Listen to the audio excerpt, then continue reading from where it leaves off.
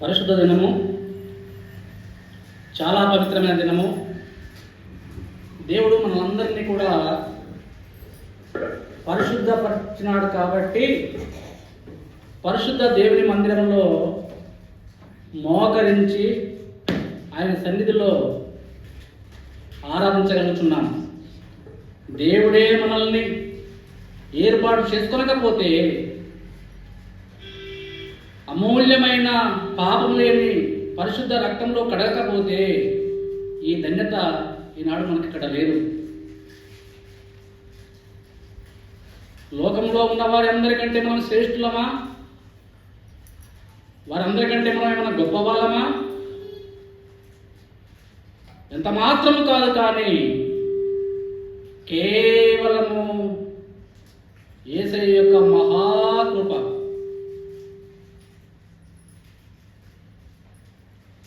ఆ దేవాది దేవుని మనం ఆరాధించడానికి పరిశుద్ధ గ్రంథం బైబిల్లో నుండి యెషయా గ్రంథం 55:1, యెషయా గ్రంథం 55వ అధ్యాయము 1వ వచనము అందరము కలిసి అర్థవంతంగా దేవునికి మహిమకరంగా చదువుకుంటాం. Page number 616, page number 616. అందరం కలిసి చదువుకుంటాం. దప్పికొనిన వారులారా నీళ్ళ యొద్దకు రండి, రూగలు లేని వారులారా మీరు వచ్చి కొని భోజనం చేయుడి. రండి, రూగలు లేకపోయినను ఏమి వీయకే ద్రాక్షారసము పాలను కొనుడి. యోహాను సువార్త 4:24, యోహాను సువార్త 4:24. అందరము కలిసి చదువుకుంటాం. అందరూ చదవాలి. ఈ మాట చదువు రాములకు కూడా నోటికే రావాలి. అందరూ చదివితే చాలా ధన్యత. దేవుడు ఆత్మ గనుక ఆయనను ఆరాధించువారు ఆత్మతోనూ సత్యముతోనూ ఆరాధింపవలెనను. దేవుడి మాటల్ని మనకు అర్థవంతంగా వెచ్చి పంచిపెట్టినట్లుగా ప్రార్థన చేసుకుందాం. పరిశుద్ధుడా, ప్రేమ కలిగిన తండ్రి, యేసయ్యా నీకు వందనములు నాయనా. నీ పరిశుద్ధ మందిరంలో కూర్చున్న వారి కంటే నేను ఎంత మాత్రమూ గొప్పపడను కాను తండ్రి. నిష్ప్రయోజకుడునైనా నన్ను ప్రభువా నీ సన్నిధిలో నిలబెట్టుకుంటున్నావయ్యా, నీకు వందనములు. ప్రభువా, నిలిచి ఉన్న నాకు నిలబడటానికి శక్తిని, మాట్లాడడానికి జ్ఞానమును పరమ నుండి దయచేయండి. ప్రభువా, నాదంటూ ఏది లేకుండానట్లు ప్రభువా నీ రక్తంతో నన్ను శుద్ధి చేయి. కేవలము సిలువ వేయబడిన యేసును మాత్రమే చూచి నీ మాటలు, మీరు బయలుపరిచిన మాటలు మాత్రమే నేను పలకగలిగినట్లుగా కృపా సహాయం అనుగ్రహించున్నాయి. ప్రభువా, చేరువచ్చిన మాకందరికీ ఎవరికి ఏ వాక్యం కావలసి ఉండెనో, ఎవరి ద్వారాగా ఎలా మాట్లాడనై ఉన్నారో నా తండ్రి, వారి వారి విశ్వాసతను బట్టి వారికి కావలసిన వాక్యము ధారాళముగా తెచ్చి పంచిపెట్టుమని దీనుడనుగా తగ్గించుకొని వేడుకొనుచున్నాను తండ్రి. ఆమేన్.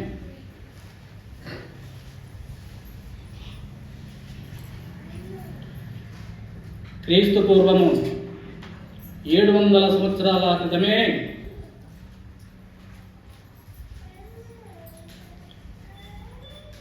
యెషయా భక్తుని ద్వారా దేవుడు సెలవిచ్చిన మాట ఏంటి అని అంటే,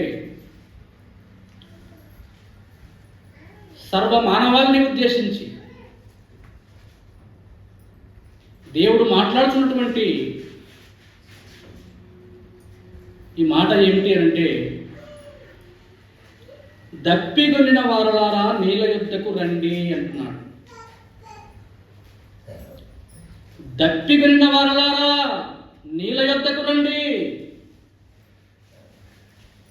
మానవుడు ఈ లోకంలో బ్రతకాలంటే ఆహారం కంటే ముఖ్యంగా ఏం కావాలి? నీళ్లు కావాలి. ఆహారము లేకుండా కొన్ని రోజులైనా ఉండగలము, కానీ నీళ్లు లేకుండా ఉండగలమా? నీళ్లకు ఎంతో ప్రాధాన్యత ఉంది, ఎంతో విలువ ఉంది. నీళ్లు లేకపోతే ఏ పని కూడా కాదు. మానవుని శరీరంలో అత్యధికంగా ఉండేది ఏమిటి అని అంటే నీరు శాతమే, అవునా? కాబట్టి మానవునికి నీరు ఎంతో అవసరము. స్నానం చేద్దామన్నా నీళ్ళు కావాలి, బట్టలు ఉతుక్కుందామన్నా నీళ్ళు కావాలి. ప్రతి అవసరతకు నీళ్ళు ఎంతో అవసరము. కాబట్టి మానవునికి ఈ నీళ్ళు ఎంతో అవసరం. కాబట్టి దేవుడు ఎక్కడ రమ్మంటున్నాడు? నీళ్ళ యొద్దకు రమ్మంటున్నాడు. ఇప్పుడు నేను చెప్పినవన్నీ శారీర సంబంధంగా ఈ లోకంలో కావలసినటువంటి నీళ్ళు, బాహ్య స్వరూపమైన నీళ్ళ గురించి చెప్పాను. కానీ ఈ నీళ్ళ కంటే మించినటువంటి నీళ్లు వాక్యమైనటువంటి నీళ్ళ దగ్గరకు. వాక్యం దేని సాదృశ్యమో? నీళ్లకు సాదృశ్యము, నీటికి సాదృశ్యము. ప్రియమైన దేవుడా, వాక్యము దగ్గరకు రండి. ఇక్కడ రెండు కనిపిస్తున్నాయి. శరీరానికి కావలసిన నీళ్లు ఇహలోక సంబంధమైనవైతే, ఆత్మకు కావలసినటువంటి నీళ్లు వాక్య రూపంలో ఉంటున్నాయి. ప్రియమైన దేవుని పిల్లారా, వాక్యము. శరీరము కడుపు నిండా ఆహారం పెడుతున్నాము, నీళ్ళు తాగుతున్నాము. మనలో దేవుడు మనకు ఒక ఆత్మనంటూ ఉంచినాడు. ఆ ఆత్మకు దాహం వేసినప్పుడు నీరు తాగుతున్నామా? ఆత్మకు నీరు తాగుతున్నామా? ఆత్మకు నీరు తాపడం అంటే ఎలానో కాదు, వాక్యం దగ్గరకు రావాలి. వాక్యం అనే నీళ్ళ దగ్గరకు రావాలి. వాక్యము చదవాలి. వాక్యము చదివి గ్రహించాలి. గ్రహించి వాక్యానుసారంగా నడుచుకోవాలి.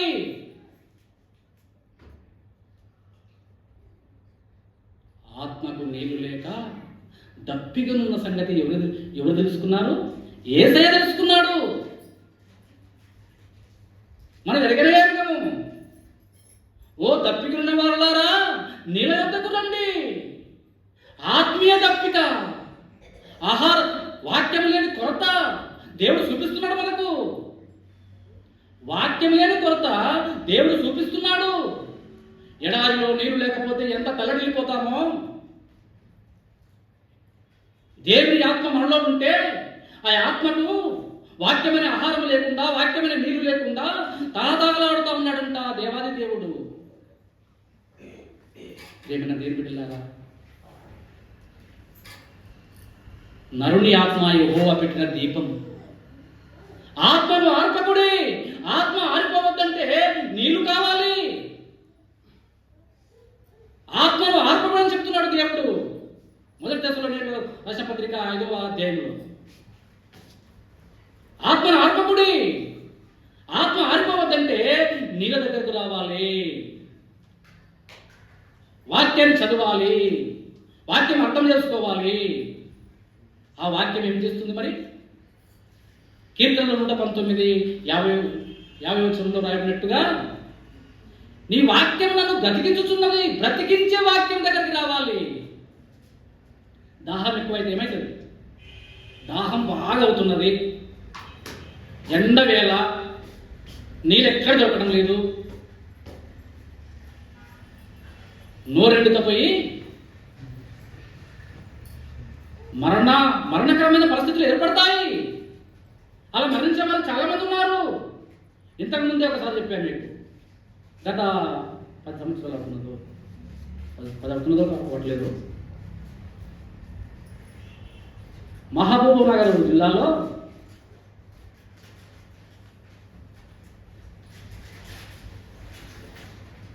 తల్లి, 2 పిల్లలు ఒక ఊరి ప్రయాణంలో కాలినడకన వెళ్ళిపోతున్నారు. అరణ్య ప్రదేశము, అక్కడ నీళ్ళేం దొరకబట. పొద్దుగాల లేచారు, కొన్ని నీళ్ళు తీసుకున్నారు, నడవటము ప్రయాణిస్తూ ఉన్నారు. తల్లి, 2 పిల్లలు. ఆ నీళ్లు తాగినారు, మధ్యలోనే అయిపోయినాయి. ఇంకా ఊరు దగ్గరికి రాలేదు, మధ్యలోకి వెళ్ళారు. ఏ ఊరికి దగ్గరలో లేరు, మధ్యలో చేరిపోయారు. అమ్మా దాహం వేస్తుంది అన్నాడు ఒక పిల్లవాడు. అరే నాకు కూడా దాహం వేస్తుందిరా అన్నాడు రెండోవాడు. ఇద్దరికి దాహం వేస్తుందంట. తల్లి అంటుంది, అరే నాకు కూడా దప్పిక ఉందిరా, నాకు కూడా దాహం వేస్తుంది, మరి నీళ్లు కావాలి, ఉన్న నీళ్ళేమో అయిపోయినాయి, మరి ఈ ప్రాంతంలో ఎక్కడైనా నీళ్ళు ఉన్నాయేమో వెతుకుదాము అనుకుంటూ చూసుకుంటూ నీళ్ళున్న ప్రదేశాన్ని చూసుకుంటూ వెళ్ళిపోతూనే ఉన్నారు. ఎండ వేడిని నడిచిపోతున్నారు తల్లి ముగ్గురు. ఎక్కడ కూడా పచ్చదనము కానీ, ఎక్కడ కూడా నీళ్ళ ఊట కానీ కనిపించడం లేదు. చిన్నవాడు అంటున్నాడు, అమ్మా నేను నడవలేకపోతున్నానమ్మా, దాహం వేస్తుంది. ఏం చేయమంటావా తల్లిని? ఏం చేయమంటావా తల్లిని? అమ్మా దాహం వేస్తుంది. కొడుక ఈ చెట్టు కింద కూర్చోండి, నేను అల్లంత దూరం పోయి ఎక్కడైనా నీళ్ళున్నాయేమో నేను తీసుకుని వస్తాను, కానీ మీరు ఇక్కడ కూర్చుండి అని చెప్పి ఓ చెట్టు కింద కూర్చుండబెట్టి ఆ తల్లి నీళ్ళ కోసం వెతుకుతా ఉన్నది. ప్రియమైన దేవుని బిడ్డలారా, ఇది యథార్థ సత్యము, పేపర్లో వచ్చింది. తల్లి వెతకడానికి పోయింది, ఎక్కడా నీళ్ళు లేవే. చాలా దూరంగా పోయింది, ఎక్కడా నీళ్ళు లేవు. 2 అన్నదమ్ములు, అన్నా ధూప, తమ్మి నాకు కూడా ధూప అవుతున్నదిరా. చేసేది ఏమీ లేదు, ఒకరికొకరు చెప్పుకుంటున్నారు. నోరు ఎండకపోతుంది, ఎండవేళ నడిచి అమ్మా అని కేక వేయడానికి కూడా స్వరం లేదు, నోరు ఎండకపోతుంది. ఎండాకాలము, తల్లి ఎక్కడో పోయింది. ఆమె కూడా వెతికి ఆమె కూడా దాహం వేస్తా ఉంది. ఇలా ముగ్గురి బాధ ఎవరు చూడాలి? ఇలా ముగ్గురు బాధ ఎవరు చూడాలి? ఇక్కడ అన్నదమ్ములు 2, అన్నా దాహము, తమ్మి దాహం అని ఒకరికొకరు చెప్పుకుంటూ అరుస్తూ కాలు కొట్టుకొని దాహం తీర్చేవారు లేక తల్లడిల్లి ప్రాణం ఇచ్చినారంట. ప్రియమైన దేవుని బిడ్డలారా, ఈ తల్లి ఊమి మింగుకుంటూ ఆమె కూడా దాహం వేస్తా ఉన్నది. ఎక్కడ నీళ్ళు దొరకలే అడవి ప్రాంతంలో వచ్చి చూసేసరికి 2 చనిపోయి ఉన్నారు. ప్రియమైన దేవుని బిడ్డలారా, మానవునికి నీళ్ళు ఎంతో అవసరము. అందుకే దేవుడు చెప్తున్నాడు, శరీర సంబంధంగా మరణము సహజమే, కానీ ఆత్మను చంపకుడి,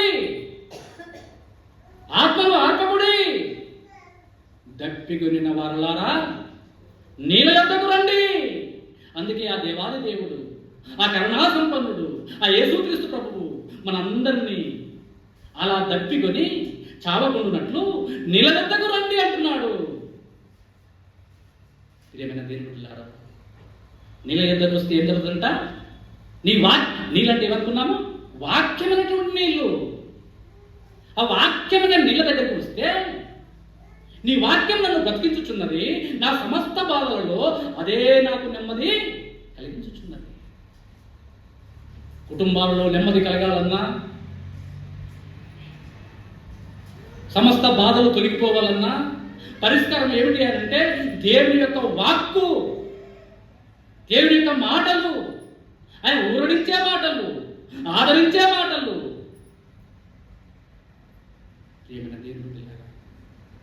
దేవుని ఆరాధించే మనము దేవుని వాక్యం దగ్గరకు వచ్చినామా? దేవుని వాక్యము మనలో సమృద్ధిగా ఉన్నదా? ఏదైనా దూర ప్రాంతం పోవాలంటే అరే నీళ్ళు బాగా తాగరా, మధ్యలో నీళ్ళు దొరకవు అని నీళ్ళు బాగా త్రాగిపోతామే, స్టోరేజ్ చూసుకుంటామే కడుపులో. వాక్యం మన హృదయంలో స్టోరేజ్ ఉందా? వాక్యం మన హృదయంలో ఉన్నదా? వాక్యం దొరకని రోజుల్లో వాక్యం హృదయంలో ఉంటే నిన్ను ఆదరిస్తుంది, నిన్ను బ్రతికిస్తుంది. ప్రియమైన దేవుని బిడ్డలారా, దప్పికొనిన వారులారా నీళ్ళ యొద్దకు రండని యెషయా గ్రంథం 55:1 దేవుడు పిలుస్తున్నాడు. మరి నీళ్ళ యొద్దకు వస్తే ఆ నీళ్ళు ఏం చేస్తాయంట? బ్రతికిస్తాయంట. సమస్త బాధల్లో మనకు నెమ్మది కలిగిస్తాయంట. మరి మొట్టమొదటిగా ఇక్కడ మనము యోహాను సువార్త 4:14 చూద్దాం. యోహాను సువార్త 4:14 తీయండి. యోహాను సువార్త 4:14.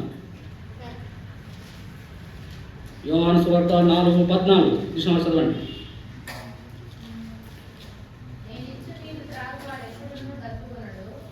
నేనిచ్చు నీళ్లు త్రాగువాడు ఎప్పుడు దప్పికొనడు, నేను వారికి ఇచ్చు నీళ్లు నిత్య జీవమునకై వానిలో ఊరడి నీటి బుగ్గగా ఉండునని ఆమెతో చెప్పాను. ప్రియమైన దేవుని బిడ్డలారా, వాక్యము దగ్గరికి వస్తే ఇక్కడ ఎవరు వచ్చినారు వాక్యం దగ్గర అంటే? ఒక సమరయ స్త్రీ వచ్చింది. సమరయ స్త్రీకి ఒక ముద్ర ఉంది. ఏమిటా ముద్ర అంటే? అంటరానిది, పాపాత్మురాలంట. ఎవరు కూడా అంటుకోరంట. నేను అంటుకుంటే పాపం అంటుతుందంట. ఆ స్త్రీకి నీళ్లు కావాలి, శరీర సంబంధమైన నీళ్లు.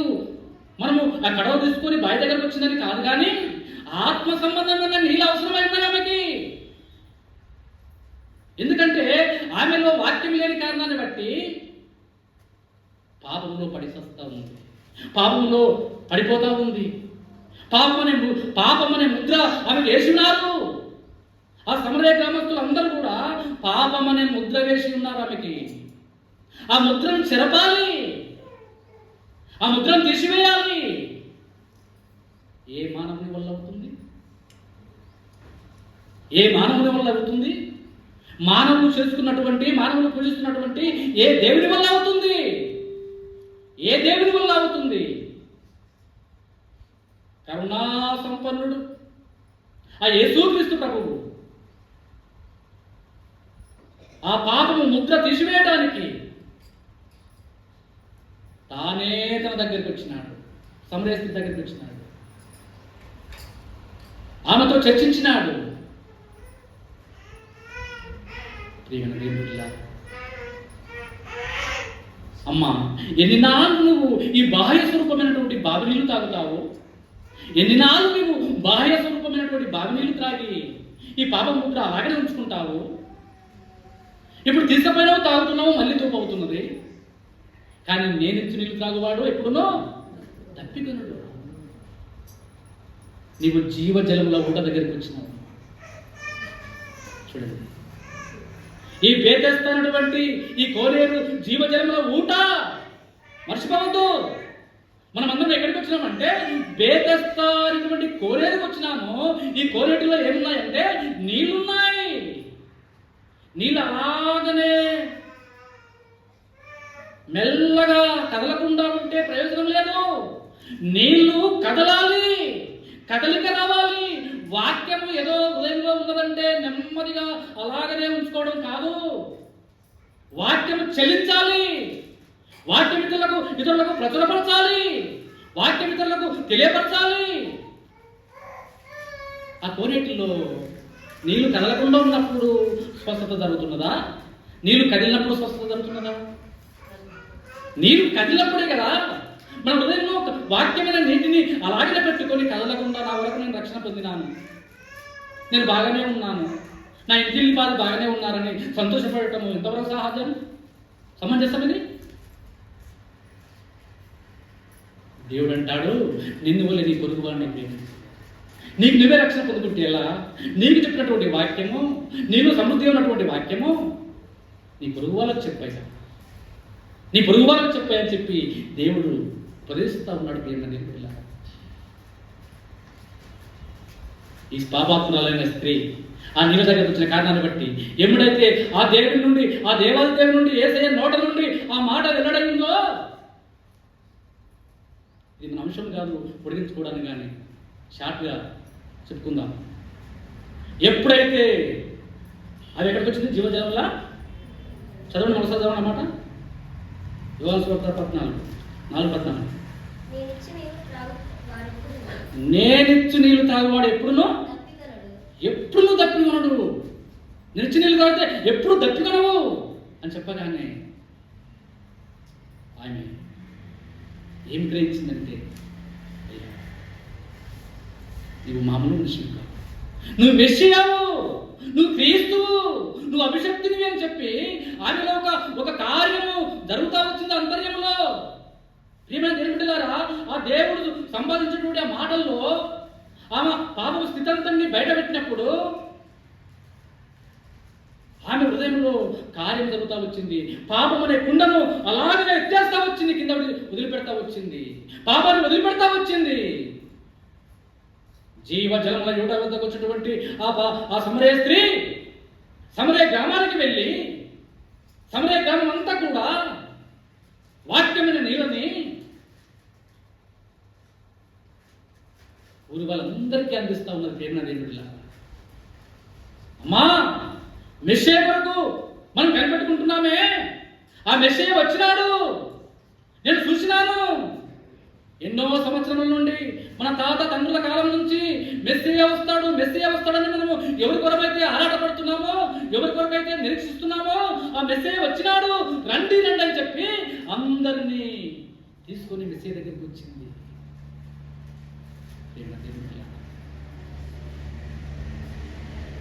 పాప స్థితంతో విడిచిపెట్టింది. ఆమె దేవుని యొక్క పరిచారకురాలైంది, దేవుని యొక్క సువార్థికురాలైంది. వాక్యం దగ్గరకు వస్తే ఏమైంది? ఇప్పుడు పాపముద్ర పోయింది, ఆమె దేవుని మాటలు ప్రచురపరిచేటువంటి స్థాయికి ఎదిగిపోయింది. రెండవ అంశం చూడండి, 2వ రాజులు 5. 2వ రాజులు 5.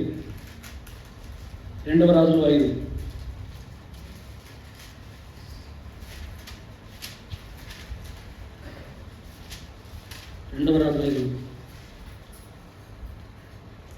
చదవండి. అతడు పోయి దైవజనుడు చెప్పినట్లు యోర్దాను నదిలో 7 మార్లు మునగగా అతని దేహము పసిపిల్ల దేహం వలనై అతడు శుద్ధుడాయను. చూడండి, ఎక్కడికి పోయినాడు? యోర్దాను నదిలో పోయినాడు. యోర్దాను నదిలో ఏమున్నాయి? నీళ్లున్నాయి. ఒక రోగగ్రస్తుడు, మొట్టమొదటి ఎవరు చూసుకున్నాం? పాపని చూసుకున్నాం, పాపాత్ములైన సమరయ స్త్రీని చూసుకున్నాం. రెండవది రోగం. మొదటిసారి నీళ్ళ దగ్గరికి పోతే ఏం పోయింది? పాపం పోయింది. రెండవసారి రోగగ్రస్తుడు వచ్చినాడు. ఎక్కడికి వచ్చినాడు? యోర్దాను నదికి వచ్చినాడు. యోర్దాను నదిలో ఏమున్నాయి? నీళ్లున్నాయి. ఆ యోర్దాను నదిలో దైవజనుడు చెప్పినట్లు 7 మార్లు ఉండగానే అతని రోగం, అతని దేహం అంతా ఏ విధంగా అయింది? పసిపిల్లవాని దేహంలాగా. చూడండి, శుద్ధి అవుతా వచ్చింది. ప్రేమ దేవుని బిడ్డలారా, మన పాప రోగము యెషయా గ్రంథము 1:6లో చెప్పబడిన రీతిగా అరికాలు మొదలుకొని తల వరకు స్వస్థత కొంచెమైనా లేదు. ఎక్కడ చూసినను గాయములు, దెబ్బలు, పచ్చిపుండ్లు, అవి పిండబడలేదు, తైలంతో మెత్తన చేయబడలేదు అని చెప్పి రాయబడి ఉన్నది.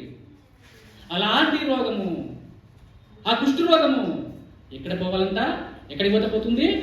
నీళ్ళ దగ్గరికి పోతుంది. వాక్యమైన నీళ్ళ దగ్గరికి వస్తే ఆయన పాపరోగం అంతా పోతుంది. నిజంగా మనం ఎక్కడ ఉన్నాం? నీళ్ళ దగ్గర ఉన్నామా? మన పాపం పోయిందా? మన రోగం పోయిందా? ఆరాధిస్తున్నాము నోటి మాటలతోటి, మానవ జ్ఞానంతో ఆరాధిస్తున్నాం. మేము జాగ్రత్త. దేవుడు అదే అంటున్నాడు, మానవ జ్ఞానంతో, మానవ తెలివితో ఆరాధించవద్దు.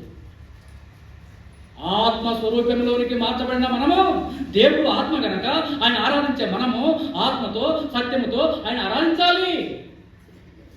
ఆయన ఆత్మతో సత్యముతో ఆరాధించాలంటే సత్యవాక్యం దగ్గరికి రావాలి. మూడవది ఆదికాండం 21:19. ఆదికాండం 21:19. తీసిన వారు చదవండి. ఆదికాండం 21:19.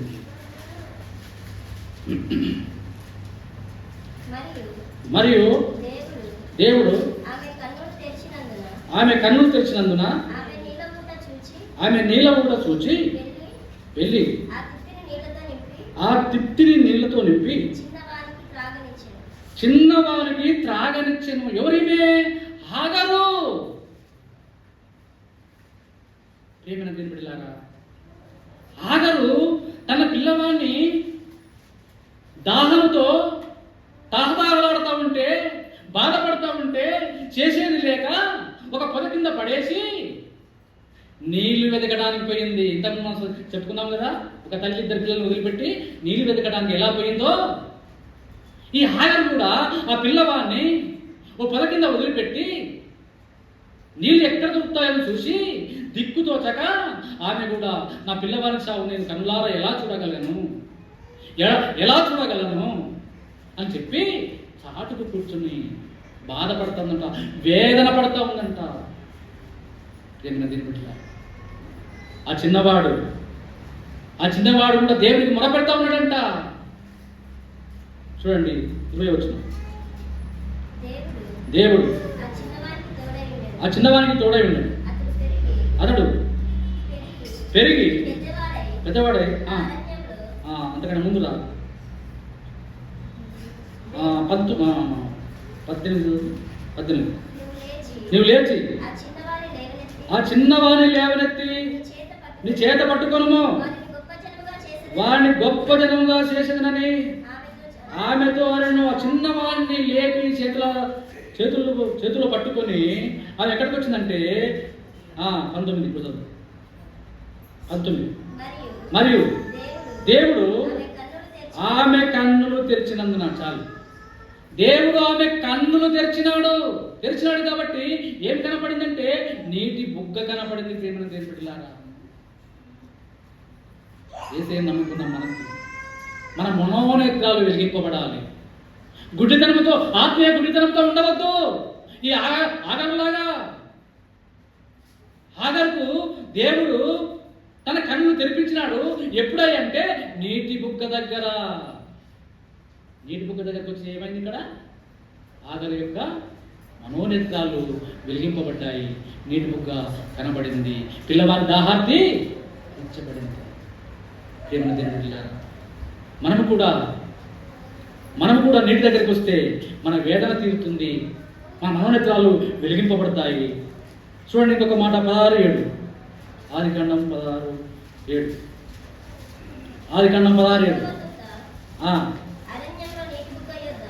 అరణ్యములో నీటి బుగ్గ యొద్ద అనగా శూరు మార్గంలో బుగ్గ యొద్ద ఆమెను కనుగొని శారాయి దాసువైన హాగరు ఎక్కడి నుండి వచ్చినవి, ఎక్కడికి వెళ్తున్నావు అడిగినందుకు అది నా యజమానురాలైన శారాయి యొద్ద నుండి పారిపోచున్నాను అంటున్నాను.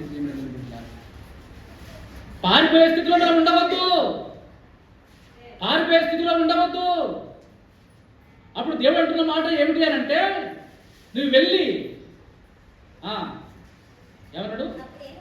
అప్పుడు యెహోవా దూత నీ యజమానురాలైన శారా యొద్దకు వెళ్ళి ఆమె దగ్గర అణిమణిగి ఉండు. ఈ మాట ఏం సెలవిస్తుందంటే, దేవుడు బాధలు వచ్చినప్పుడు, ఇబ్బందులు వచ్చినప్పుడు, కష్టం వచ్చినప్పుడు పారిపోవద్దు. శ్రమకాలమును నువ్వు కృంగిన ఎడల చెతగాని వాడవద్దు. శ్రమకాలంలో కృంగిపోవద్దు.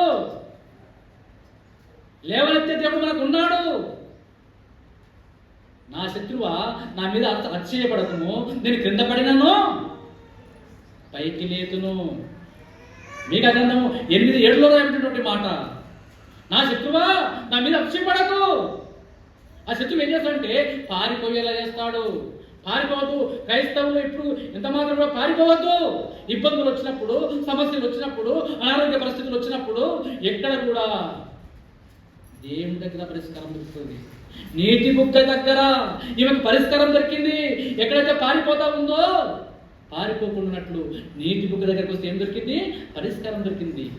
ఏం పరిష్కారం దొరికింది? అమ్మా నువ్వు పారిపోవద్దాము, ఆమె యజమానురాలే కదా, నీకంటే పెద్దదే కదా, నీకు పెళ్లి చేసింది కదా, నీకు భర్తనిచ్చింది కదా. ఆమె మాట ఏంటే తప్పేమిటి? ఆమె మాట ఏంటే తప్పేమిటి? ఆమె చెప్పినట్లు విను, అణిగిమణిగి ఉండు. కుటుంబాలలో అనేక పొరపాట్లు, అణిగిమణిగి ఉండలేకపోయిన కారణాన్ని బట్టే సమస్యలు వస్తున్నాయి, ఇబ్బందులు వస్తున్నాయి, శ్రమలు వస్తున్నాయి, ప్రాణాపాయకరమైన పరిస్థితులు ఎదురవుతూ ఉన్నాయి. అణిగిమణిగి ఉండలేకపోయిన కారణాన్ని బట్టి అంటే నేను సస్తానని బెదిరిస్తాను, ఇల్లేని పారిపోతారు. దేవుడిలా ఈ నీటి ఊడ దగ్గరికి వస్తే ఇక్కడ ఏం దొరికింది? ఆగర్కు ఇక్కడ ఒక పరిష్కారం దొరికింది. మొట్టమొదటిగా నీటి ఊడ దగ్గరికి పోతే ఆ ఆగర్కి ఏం దొరికింది? పిల్లవాని దాహార్తం తీర్చింది. దప్పికన్న వాళ్ళారా నీళ్ళ వద్దకు రండి. దేవుడు సెలవిస్తున్నటువంటి మాట. ఆ నీళ్ళ దగ్గరికి వస్తే పాపం పోతుంది, ఆ నీళ్ళ దగ్గరికి వస్తే రోగం పోయింది, ఆ నీళ్ళ దగ్గరికి వస్తే వేదన పోయింది, ఆ నీళ్ళ దగ్గరికి వస్తే ఎలా బతుకాలో ఎలా జీవించాలో పరిష్కారం దొరికింది. ఆ దేవాదేవుడు ప్రత్యక్షమై, ఆ దూత ప్రత్యక్షమై నీ యజమానురాలైన శార దగ్గరికి వెళ్ళి ఆమె చేతి కింద అణిగిమణిగి ఉండు. ఒక భర్త కింద భార్య అణిగిమణిగి ఉండాలి, ఒక భార్య కింద భర్త అణిగిమణిగి ఉండాలి, తల్లిదండ్రుల కింద పిల్లలు అణిగిమణిగి ఉండాలి. ఇలా చెప్పుకుంటూ పోతే ఒకరికొకరు అణిగిమణిగి ఉండాలి. యెషయా గ్రంథం 66:2 ఎవడు దీనమనస్కుడై ఏమన్నది? ఎవడు దీనమనస్కుడై నా మాట విని వణుకుచుండును అట్టివాడిని నేను దృష్టించుతున్నాను. ఎవడు దీనుడై నలిగిన హృదయం గలవాడై నా మాట విని వణుకుచుండును అట్టివాడిని నేను దృష్టిస్తున్నాను. దేవుడు అట్టి వాళ్ళు చూస్తాడంట. అలాంటి వాళ్ళను దేవుడు చూస్తాడంట. దీనులంగా ఉండాలి, తగ్గించుకొని ఉండాలి. దేవుడి సన్నిధికి వచ్చినటువంటి మనము, అయ్యా నా పాపకు తంతటిని తీసివేసింది, ఈ లోకంలో ఎక్కడ దొరకలేదయ్యా నాకు ఈ పరిష్కారం. నీళ్ళు అనేటువంటి వాక్యం దగ్గరికి వచ్చినప్పుడు నా పాప స్థితంతో పోయిందయ్యా. అంతేకాదయ్యా, పాప రోగము నాలో ఉంటే అది కనిపించని రోగము. నీళ్ళు అనేటువంటి వాక్యం దగ్గరికి వచ్చినప్పుడు, నీ మందిరానికి వచ్చినప్పుడు నా పాపకు రోగమంతా పోయిందయ్యా. అన్ని పోయిన నాకు వేదన ఉండే, ఇబ్బంది ఉండే, ఎంతో నా పిల్లవాడిని చావుని చూడలేదని చెప్పి ఎంతో వేదన పడుతూ దుఃఖిస్తున్నటువంటి నాకు నీ నీటి బుగ్గ దగ్గర నా పిల్లవాడిని దాహార్తం తీర్చినావయ్యా, నా వేదనను తొలగించినావయ్యా. అయ్యా, మా కుటుంబాలలో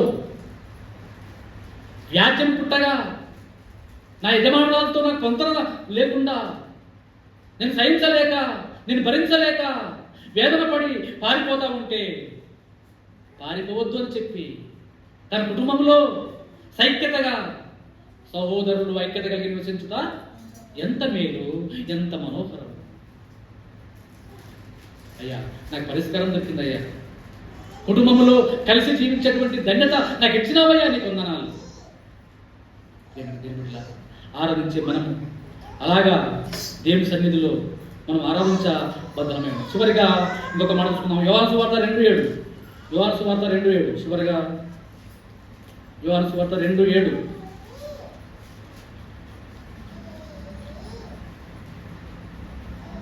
తీసిన చదవండి. 2:7. యేసు ఆ బాణలు నీళ్లతో నింపుడని వారితో చెప్పగా వారు వాటిని అంచుల మటుకు నింపిరి. ఈ మాట బాగా గమనించండి. ఎన్ని బాణాలు అంటే అవి 6 రాతి బాణములు ఎలా ఉన్నాయంట? నింపున్నాయా, నింపగలేము, ఖాళీగా ఉన్నాయంట. ఖాళీ హృదయాలతో మనం దేవుని ఆరాధించవద్దు. ఏమైనా నేర్పిల్లారా? ఖాళీగా ఆకలి బాగా అవుతున్నది, పని చేయగలమా? కడుపులో ఆసరం లేదు, పని చేయగలమా? ఖాళీగా ఉన్నటువంటి హృదయాలు పెట్టుకొని దేవుని ఆరాధన చేస్తే అది దేవునికి ఇష్టమైన ఆరాధన కాదు. వాక్యం ఎలా ఉండాలంట? అంచుల మట్టు కంటే కొద్దిగా దాకా ఉండాలంట. గొంతు దాకా ఉండాలంట. ఆ 6 రాతి బాణాలు వేడితో నింపమన్నాడు దేవుడు, నీళ్లతో నింపమన్నాడు. దప్పికొన్న వారులారా నీళ్ళ దగ్గరకు రండి. ఆ నీళ్ళ దగ్గరకు వచ్చి ఏం చేయాలంట? ఖాళీగా ఉన్నటువంటి మీ హృదయాలలో నింపుకొనండి, సమృద్ధిగా నింపుకొనండి. అప్పుడు కొరత తీర్చబడుతుంది. ఆ కానా వివాహంలో ద్రాక్షరసం అయిపోయినప్పుడు కొరత ఏర్పడింది. ఆ కొరత తీర్చడానికి ఆ నీళ్ళ దగ్గరికి వస్తే దేవుడు చెప్పినటువంటి ఆ వాక్యము సమృద్ధిగా నింపిన కారణాన్ని బట్టి వచ్చిన వాళ్ళందరికీ సమృద్ధి అయినటువంటి ద్రాక్షారసం పోయబడింది. నీళ్లను ద్రాక్షారసంగా మార్చిన దేవుడు నీ నా కొరతలు తీర్చడా? నీ నా పాపాన్ని తీసివేయడా? నీ నా రోగాన్ని తీసివేయడా? మన వేదనను తొలగించడా? మన ఇబ్బందులను తొలగించడా? ప్రేమైన దేని బిడ్డలాగా అన్నింటినీ తీసివేసే దేవుడు ఏసే మనకు ఉండగా మనకు దిగులు వద్దు.